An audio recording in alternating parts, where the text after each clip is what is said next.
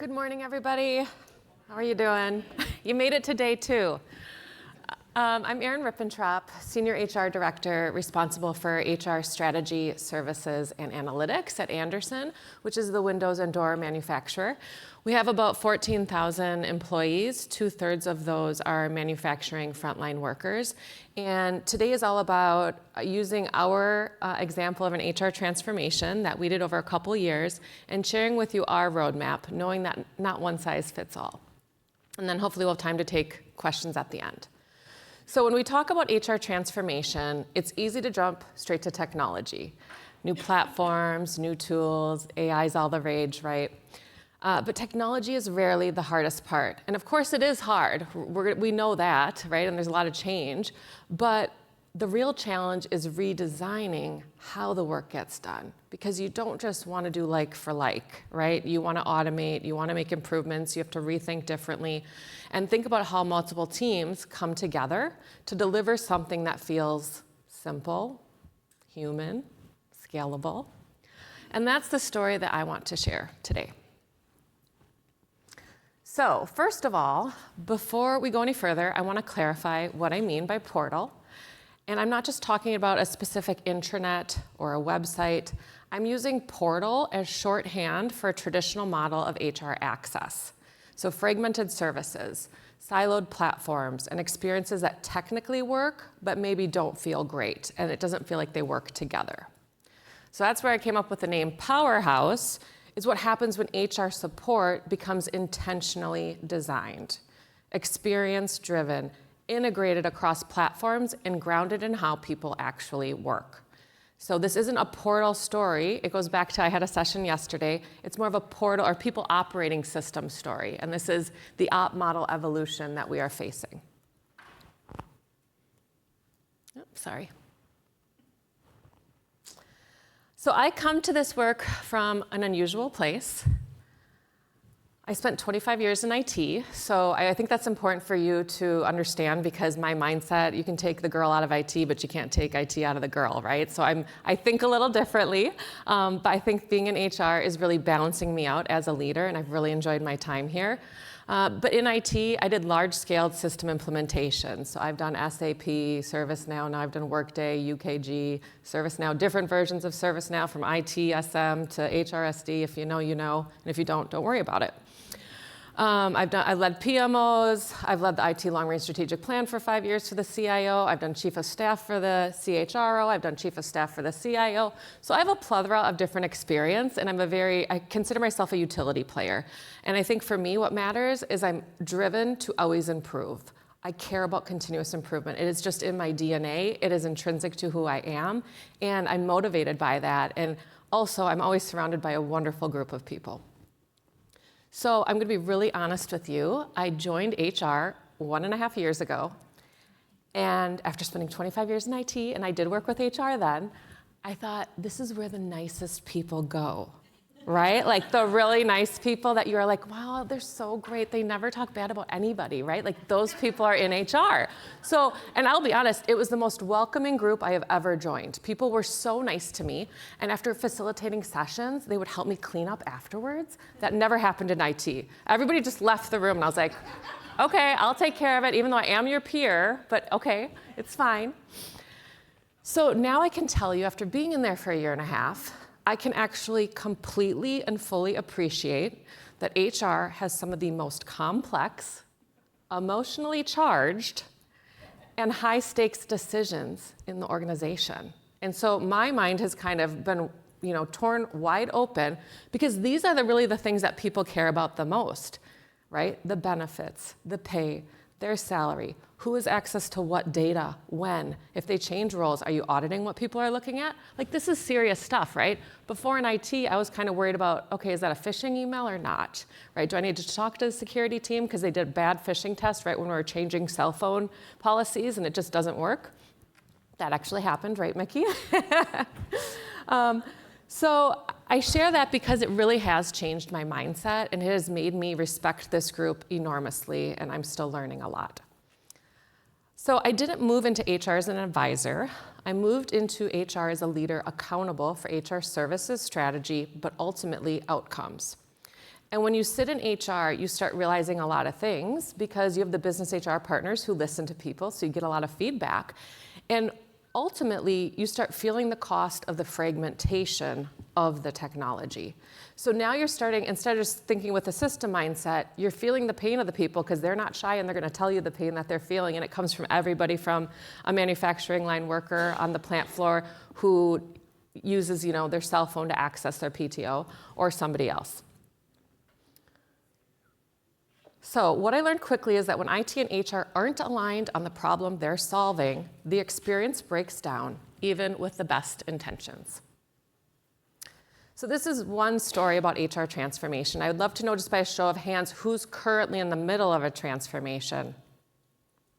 Okay, a few people. Has anybody fully just completed one? Is anybody about to go on one? Okay. I'm sure it's coming. Isn't it always coming, right? The next thing.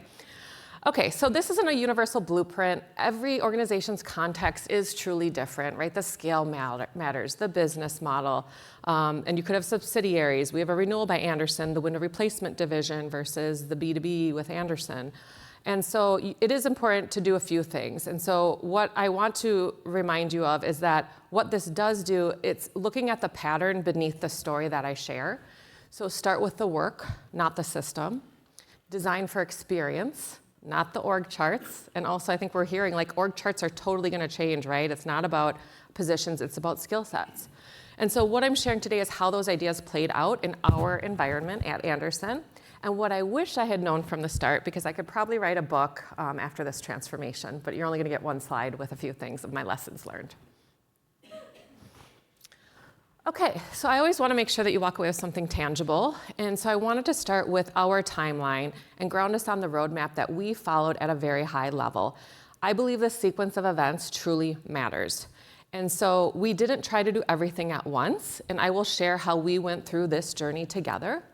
But we moved through some really deliberate steps. And to be honest, I wasn't even there for the first two steps because I came in later because this is a multi-year journey. And so the first step was really set the vision. Be thoughtful. What is your new strategy? You better have a vision in writing that you constantly come back to. You better have guiding principles.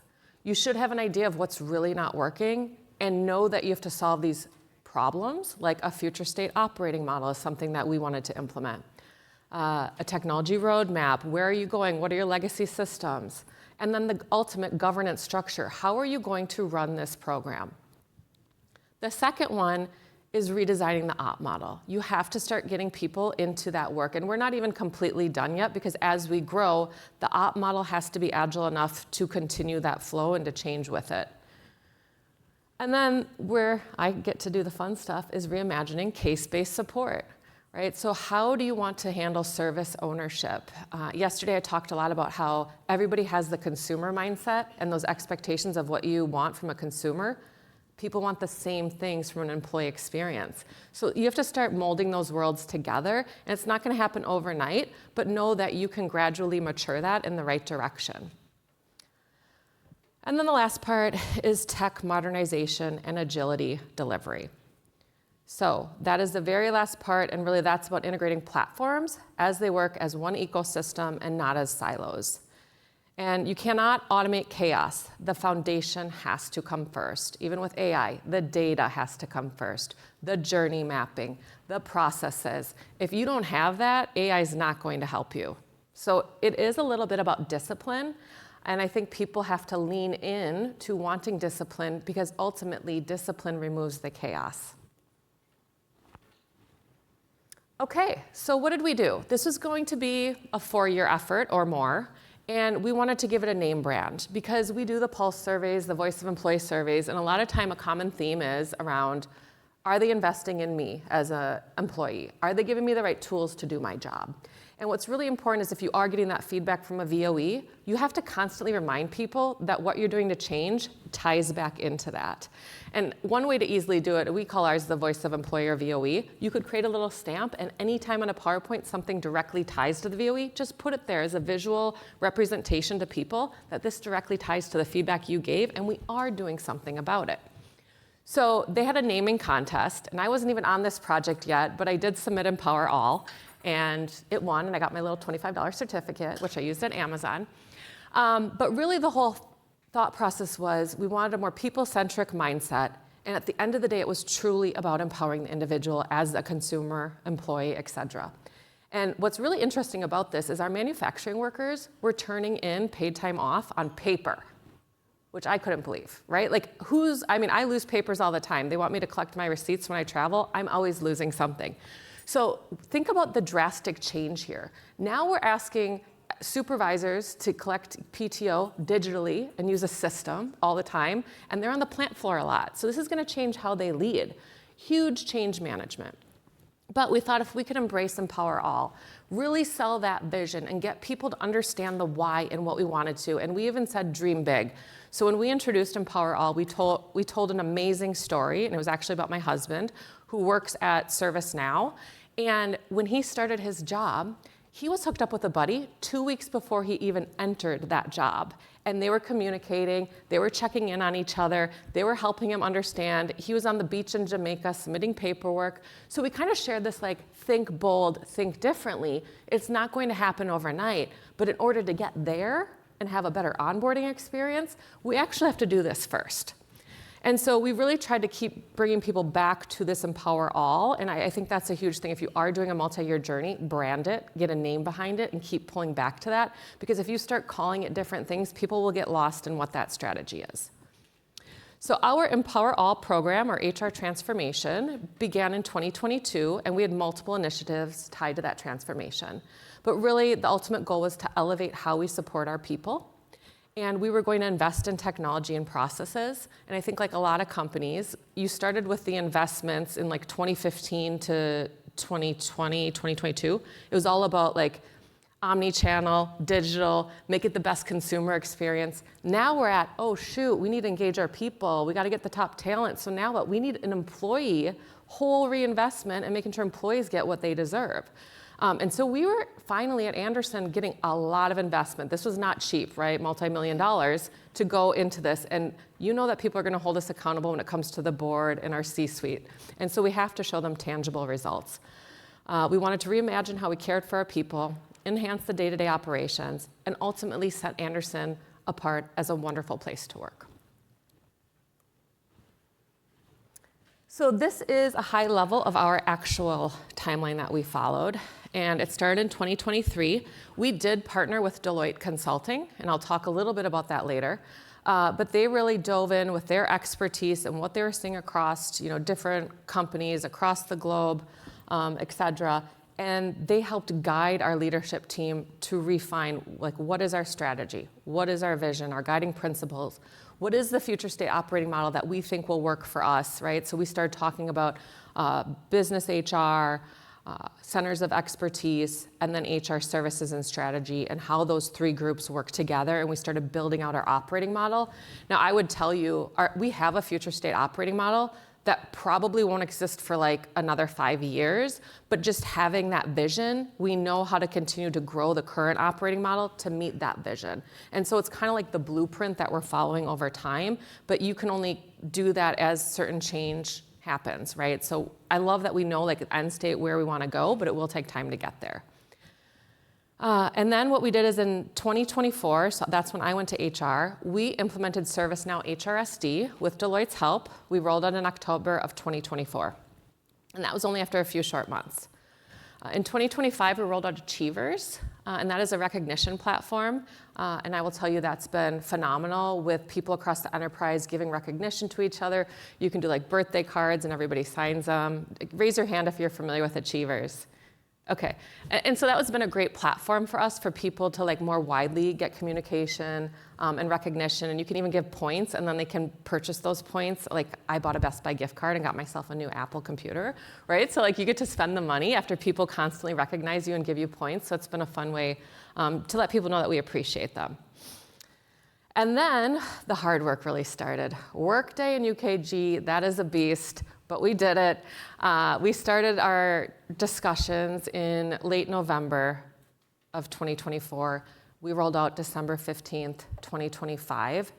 We did the fast track with Deloitte benefits, We did requisitions, benefits, and time and pay and attendance. And so anytime you're talking payroll and accounting, it's super intense, and you have to get it right, because guess what? People really care about that, and they will complain when it's wrong. And you'll also realize that some things that maybe didn't make a required field will prevent that person from being paid. So there's a ton of learnings, and you really need to partner with some super smart people, and I would recommend that you outsource that to consultants. Okay, so then where does that lead us? It leads us to 2026, right? So we did all that hard work, we did hypercare, Deloitte left us March 15th, now we're 4 months later. And right now we're calling this year the year of stabilization. So done, done, done. I like my little check marks there. Okay, so lessons learned. I think these are the most important things to think about. So I have to start with saying experience and continuity matter. And I have been a consultant, and I might be a little jaded. Whenever I heard Deloitte, all I saw in my head was a lot of dollar signs, and you can probably get it somewhere cheaper. That was the Aaron that came into the project. Once I actually went through the Workday and UKG project with Deloitte, and I will tell you, I do feel like we got their A team, and we gave them feedback along the way where we felt like they weren't meeting expectations, worth every penny, completely. So I would do it again. I speak very highly of them. They bring the A caliber, the organization you need. They have the Workday and UKG experience with the tools. They can also network you with other people. And so I really believe that our success, and it was the best rollout I've ever been a part of, was due to having super smart people from Deloitte who do this for a living. And also, you will realize really quickly if you're made for implementations or not. They're very stressful, right? And after you kind of do one, you feel like you need a year off or a break. And these people, I don't know how they do it over and over again. Like, I've had my fair share of implementations, but I need a break afterwards because it's really intense. The second one I feel really strongly about is a single point of accountability. And so I was this person for HR. I have project management skill set, so I could organize things. I could take the information, make it visually appealing. I could work at a detailed level with the team or take it up to present at the board and the C-suite. But also decision-making. We were doing fast track. We were implementing Workday and UKG in a year. And we had to hit that deadline because we had multi-millions of benefits that were going to happen if we hit that date. So the pressure was on. But because I could take the decision, and it wasn't meaning that I would just take the information, decide right away. I would understand what the team needed for a decision, go to the right HR point of contact, talk to them, get their buy-in, alignment, and then bring it back. It allowed us to go so much faster versus going to the table and thinking you're looking at 5 people and you don't know who the decider is, which happens all the time, right? Or people think they're a decision maker, but they're not. And so just looking at how you architect, like having somebody responsible as a point person on both HR and IT side will help go faster.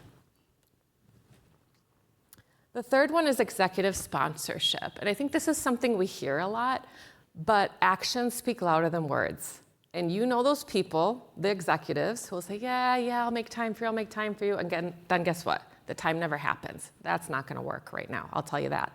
We had our CIO and our CHRO gave us a weekly meeting every Friday at 11 a.m. for our sponsor meeting. I always sent them the slides the night before. If we didn't need the meeting because things were going well, I could cancel it or say, do you want to talk about something else? But for a year, they made that time for us, and we always came first. So they also knew that they needed to be a part of this. They had to be our advocates. And you will run into things where decisions need to happen. We had to change our PTO policy because we found out people were accruing hundreds of hours, and in California, you could cash that out at any time, and we didn't have a policy to say, hey, you can actually only have so many hours of PTO. So these were big decisions that employees could get upset about, right? But that's a decision. Making the decision is actually the easy part. Then you got to write the policy, you got to communicate it, people are going to give feedback. Hopefully you don't roll out a voice of employee survey right after you make that change, because let me tell you, you will hear about it. The next one is shared process visualization accelerates adoption. And I really believe in this. Like, if people can't see it, they're not going to believe it. You need visuals. So if you have somebody who's great at PowerPoint or who can take a vision and make a picture of it, you have to do that as much as possible, especially as you're looking at a sustainment model after you implement this. The hardest thing we did was sustainment, and I'll talk about that coming up. But people need visuals to really get glued to, and they're going to have a lot of questions. And I could give you a ton of lessons learned. It's like partnering with corporate comms and having an OCM team, you have to do that with this amount of change. And it is also worth investing. Even though we had an internal OCM and comms team, we also had Deloitte help us because they knew specifics on how to develop user guides with Workday functionality, et cetera. So you've got to bring the right team members together and coordinate that. The next one is operating model clarity prevents delays. So ambiguity about ownership slows everything down. And at Anderson, we've gotten really good. We're a 125-year-old company. Some people stay for 30 years. Some people have been there for a year.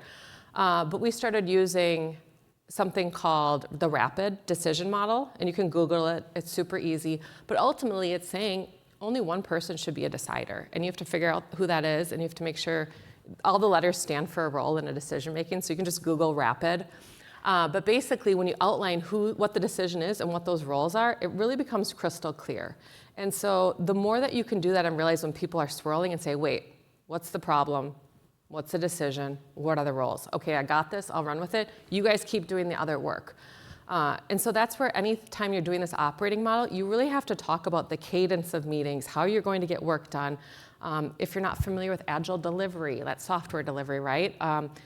There's a lot of things that people are learning along this journey with you. And so you need to be able to explain it to people in a way that they understand and also create this safe environment where anybody can ask anything, right? Like this team has to be like a really strong, almost like we're all friends, like just share whatever you're thinking so that we can work this together, because the last thing you want is people being worried about something and don't feel comfortable asking you.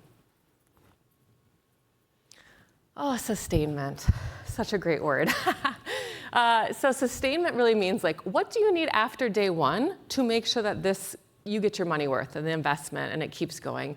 And I'll be honest, I think people in HR had a really hard time understanding the word sustainment, and we swirled a lot. And some of this really is about ownership. People don't want to give up owners. And it was like, does more of the teams live in IT? Do they live in HR? Are we going to do a hybrid model? There's so much to talk about for sustainment. And so we were told by Deloitte, they gave us this 4-hour sustainment lab, and we started talking in February, even though we weren't going live till December. And we still had issues, and it still came down to like the last minute.